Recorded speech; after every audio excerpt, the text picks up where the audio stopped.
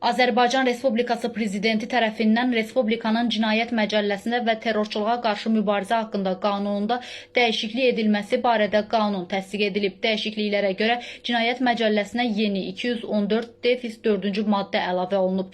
Həmin maddə terror təşkilatı yaratmağa və ya ona rəhbərlik etməyə görə ayrıca cinayət məsuliyyəti müəyyənləşdirir. Bununla yanaşı Cinayət Məcəlləsinin 282-ci maddəsinin yeni redaksiyası müəyyən edilib. Belə ki, artıq süni intellekt texnologiyalarından və xüsusi proqram təminatlarından istifadə etməklə əhalinin həyat təminatı və kritik informasiya infrastrukturu obyektlərinin, enerji və nəqliyyat infrastrukturunun, telekommunikasiya şəbəkələrinin normal fəaliyyətinin pozulmasına yönəlmiş əməllər də xüsusilə ağır cinayət olaraq təxribat cinayətləri sayılacaq. Eləcə də Azərbaycan Respublikasının müdafiə qabiliyyətini, iqtisadi təhlükəsizliyini və elmi-texniki potensialını zəiflətmək məqsədi ilə müxtəlif üsullarla törədilmiş digər əməllər də təxribat hesab olunacaq.